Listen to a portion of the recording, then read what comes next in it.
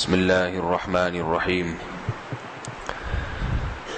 کوشش ہوگی کہ وہ نیکیاں جن کا اللہ کے ذات سے تعلق ہے، اللہ کے حقوق سے، اور وہ جن کا بندوں کے حقوق سے، دونوں کو ساتھ ساتھ لے کے چلتا رہوں، تاکہ شریعت میں دونوں ہے نا، حقوق اللہ بھی ہیں اور حقوق العباد بھی ہیں۔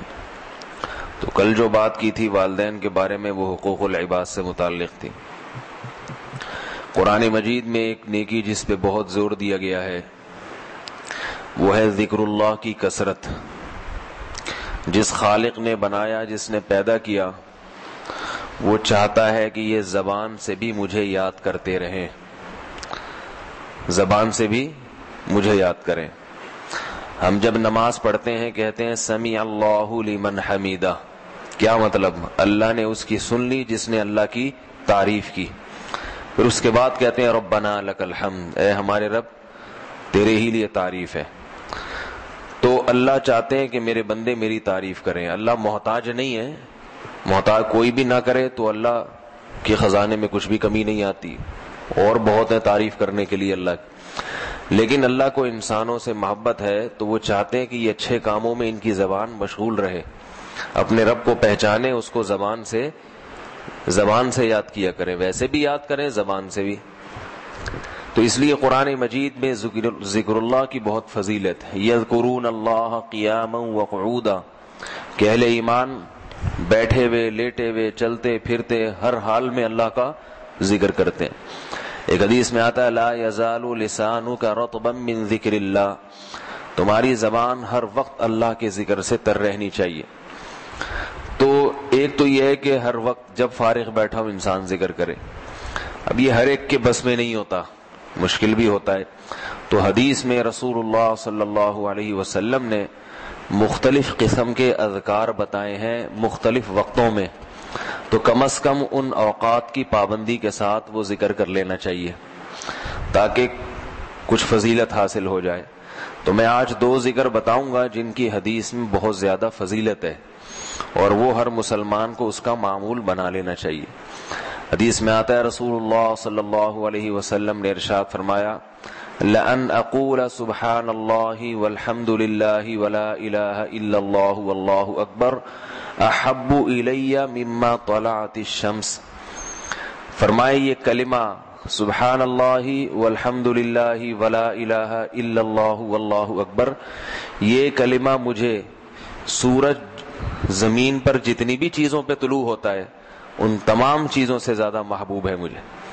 سورج تو ہر چیز پہ طلوع ہوتا ہے، یعنی مطلب کہ دنیا کی ہر چیز سے زیادہ مجھے یہ کلمہ محبوب ہے۔ تو ہمت ہو تو 100 دفعہ صبح اور 100 دفعہ شام کو اس کلمے کا معمول بنا لینا چاہیے۔ اس کے لیے کوئی بہت زیادہ ہمت بھی نہیں چاہیے، اس سے بڑے بڑے کاموں کی ہمت ہے آج کل، تو یہ تو بہت ہلکا کلمہ ہے زبان پہ۔ دوسرا ایک اور حدیث میں آتا ہے، یہ نہ ہو تو وہ دوسرا یاد کر لیں، اس کی بہت فضیلت ہے۔ حدیث میں آتا ہے جس شخص نے لا الہ الا اللہ وحدہ لا شریک لہ لہ الملک ولہ الحمد وہو علی کل شیء قدیر، یہ کلمہ جس نے صبح 100 دفعہ پڑھا تو اس کے اعمال میں 100 نیکیاں لکھی جائیں گی، کتبت لہ 100 حسنہ ومحیت عنہ 100 حسنہ، 100 گناہ معاف ہوں گے، وکانت لہ حرزا من الشیطان فی یومہ کلہ او کما قال صلی اللہ علیہ وسلم، سارا دن اس کی شیطان سے حفاظت رہے گی۔ اور فرمایا کہ اتنا ثواب جیسے 10 غلام آزاد کیے اس نے، اتنا ثواب۔ اور دوسری روایت میں فرمایا وَلَمْ يَأْتِ أَحَدٌ بِأَفْضَلَ مِنْهُ إِلَّا رَجُلٌ عَمِلَ أَكْثَرَ مِنْهُ، اس دن کوئی شخص اس سے زیادہ نیکیاں نہیں کما سکتا مگر وہ جس نے اس سے بھی زیادہ مرتبہ اس کلمے کو پڑھا ہو، کوئی اس سے نیکیوں میں آگے نہیں بڑھ سکتا۔ تو 100 دفعہ یہ کلمہ، اس کی فضیلت اتنی زیادہ کیوں ہے؟ اس میں اللہ کی توحید کا اعتراف ہے، اور ان کلمات کے معنی بھی ذہن میں رکھ کے پڑھا کریں ان کو۔ فائدہ پورا جب ہی ہوتا ہے جب معنی اور مفہوم انسان ذہن میں رکھے۔ لا الہ الا اللہ، کوئی عبادت کے لائق نہیں سوائے اللہ کے۔ عبادت میں سب کچھ آ گیا، کوئی مشکل کشا نہیں، کوئی حاجت روا نہیں، نہ کوئی نبی مشکل کشا، نہ کوئی نبی حاجت روا۔ آج لوگ بتوں کو، مسلمان جو ہے نا وہ پیغمبروں کو اللہ کے ساتھ شریک کر رہے ہیں۔ تو لا الہ کوئی بھی نہیں ہے، الوہیت میں، عبادت میں، سب کچھ کر گزرنے میں، علی کل شیء قدیر ہونے میں اللہ کے ساتھ کوئی بھی شریک نہیں ہے، نہ کوئی نبی۔ تو ہم محتاج ہیں، نبی بھی محتاج تھے، ہم بھی محتاج ہیں، سب کے سب کس کے محتاج ہیں؟ اللہ کے۔ تو اللہ خود ہماری زبان سے یہ سننا چاہتے ہیں کہ میری الوہیت کا اعتراف کرو۔ تو میں ترجمہ کر دیتا ہوں اس کلمات کا۔ لا الہ الا اللہ، کوئی عبادت کے لائق نہیں ہے، کوئی پکار کے لائق، پکار کا مطلب یا رسول اللہ مدد نہیں کہو، صرف یا اللہ مدد، پکار کا یہ مطلب ہوتا ہے صرف اللہ کو پکاریں گے۔ تو لا الہ الا اللہ، کوئی پکار کے لائق نہیں ہے سوائے اللہ کے۔ لا الہ الا اللہ وحدہ، وہ اکیلا ہے، لا شریک لہ، اس کے ساتھ ان صفات میں کوئی بھی شریک نہیں ہے۔ لہ الملک، صرف اسی کے لیے بادشاہی ہے، وَلَهُ الْحَمْدُ، صرف اسی کے لیے تعریف ہے، وَهُوَ عَلَى كُلِّ شَيْءٍ قَدِيرٌ، اور وہ ہر چیز پر قدرت رکھتا ہے۔ جب معنی اور مفہوم ذہن میں رکھے گا انسان اور اس جذبے سے پڑھے گا تو اس کے دل میں اللہ کی بڑائی بیٹھے گی۔ اسے پھر یہ جو ہر وقت دنیا کے پیچھے بھاگتا رہتا ہے نا، ہر وقت دنیا کے پیچھے بھاگتا رہتا ہے، تو دنیا کی محبت کم ہوگی، اللہ کی کبریائی دل میں آئے گی، اللہ کی کچھ تھوڑی تھوڑی محبت پیدا ہونا شروع ہو جائے گی۔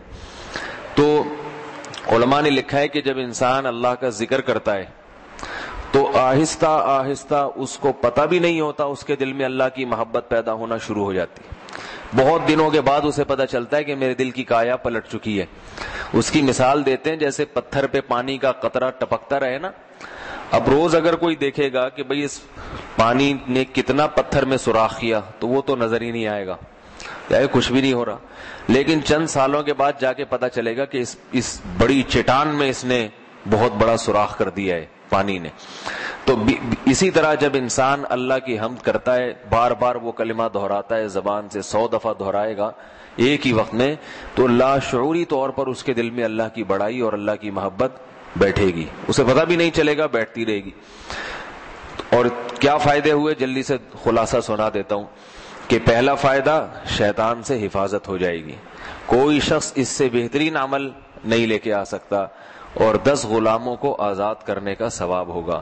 شیطان میں یہ جنات داخل ہیں، لوگ کہتے ہیں نا آسیب آ گیا، جن آ گیا، چڑیل آ گئی، بھوت آ گیا، تو اللہ کے نبی نے جو عمل بتایا ہے وہ سمجھ میں نہیں آتا، وہ عاملوں کے پاس ہی جا کے گھستے رہیں گے بیٹھ کے۔ میں بتاتا ہوں نا کہ جن عامل کے تابع نہیں ہوتا، عاملوں پہ جنات مسلط ہوتے ہیں، ان میں اتنا دم نہیں ہوتا کہ یہ کسی جن ون سے کام لیں، جن ان سے کام لے رہے ہوتے ہیں، اور ہم ان جیسے محتاجوں کے پاس جا کے اپنے مسائل پیش کر رہے ہوتے ہیں۔ تو اللہ کے نبی نے جو عمل بتایا ہے اس میں جنات سے بھی حفاظت ہے۔ یہ عمل کرنا کس وقت چاہیے؟ نبی صلی اللہ علیہ وسلم نے فرمایا صبح اور شام۔ کس وقت کرنا چاہیے؟ صبح اور شام۔ تو علماء نے لکھا ہے کہ سب سے بہترین وقت، دوسری احادیث کو بھی ملایا جائے تو فجر کی نماز کے بعد، خواتین بھی کر سکتی ہیں گھروں میں، جہاں نماز پڑھنی ہے مصلی پہ کوئی پہلے سے یادداشت رکھ دیں، پرچی وغیرہ، ورنہ بھول جائیں گی۔ کوئی یادداشت رکھ دی، مرد تو نہیں رکھ سکتا، اس نے مسجد میں نماز پڑھنی ہے، وہ دوسروں کو دیکھ کے اسے یاد آ جائے گا۔